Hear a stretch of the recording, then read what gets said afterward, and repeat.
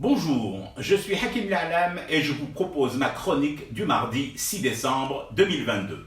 Elle s'intitule « L'enfouissement, ce 8e art des Édiens ». Mais si, j'ai lu ça aussi. Pourquoi ne pas protéger Dame Fouara? Jusque-là, moi, ça me va. Il faut effectivement trouver un truc pour la mettre définitivement à l'abri des islamistes, des perturbés du bulbe et des islamistes perturbés du bulbe et du caleçon. Sauf que les gens ne se contentent pas de suggérer la protection de la statue. Ils ont aussi des idées, parfois à couper le souffle. Ainsi, t'as celui qui propose le barodage. Mais oui, messieurs et mesdames, le bon gros barodage, comme celui que nous avons tous à nos portes et fenêtres. Yani, la dame qui n'a rien demandé, faudrait maintenant la mettre en cage. C'est soit la cage, soit un sein, voire les deux en moins, et plus si affinité non consentie. T'as l'autre qui propose la sotara, un khimar, un hijab, un bout de tissu suffisamment ample et flottant pour ne pas exciter Momo et son marteau. Le sculpteur Francis de Saint-Vidal doit se retourner dans sa tombe en marbre taillée par un autre. Dans la foulée, les habilleurs de Dame Fouara établissent un parallèle avec le Manneken Pis de Bruxelles. Oui, mais non.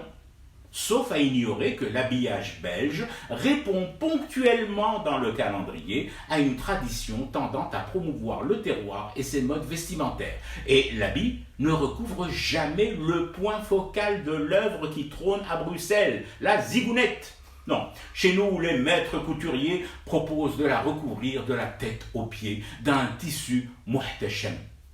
Et puis t'as les deux derniers. Ah, les deux derniers, à qui personnellement je décerne le pompon du concours de l'absurde en pierre de taille. D'abord, cette femme qui évoque très sérieusement la possibilité de déménager Dame Fouara. Pour la mettre où? Dans un musée, pardi. C'est-à-dire qu'au lieu de mettre en cabane les profanateurs, les casseurs, c'est Dame Fouara que l'on exile, elle qui, depuis sa naissance en 1898, a toujours humé l'air libre, frais et pur des hauts plateaux. Nous allons à présent la mettre entre quatre murs. Ah, quatre murs, justement. On y arrive au meilleur des meilleurs, l'as des as, le géo trouve-tout de l'art sculptural contemporain. Lui, c'est Nichen direct, plongé Dame Fouara dans un sarcophage en béton. Cet amateur d'art enfoui ne précise pas si le sarcophage en question doit s'inspirer de Tchernobyl ou de Fukushima. Mais ne riez pas, surtout les plus jeunes qui n'ont peut-être pas eu vent de l'histoire du monument aux soldats morts durant la Seconde Guerre mondiale, œuvre du sculpteur Paul Landowski. Il trônait sur les hauteurs de Djinensar, le jardin de l'horloge dans la capitale. Un jour de grande lumière artistique, il a été décidé patriotiquement de le recouvrir d'une chape en béton.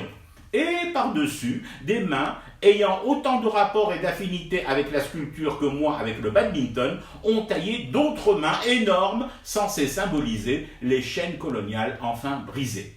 L'œuvre originale, en bronze, signée Landowski, je le rappelle, dort depuis en dessous.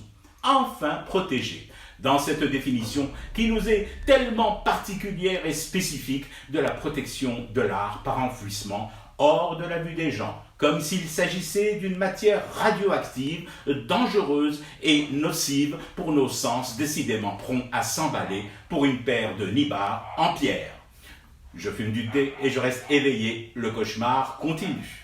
C'était Hakim L'Alam, je vous retrouve demain pour une autre chronique et une autre façon de dire son amour à l'Algérie.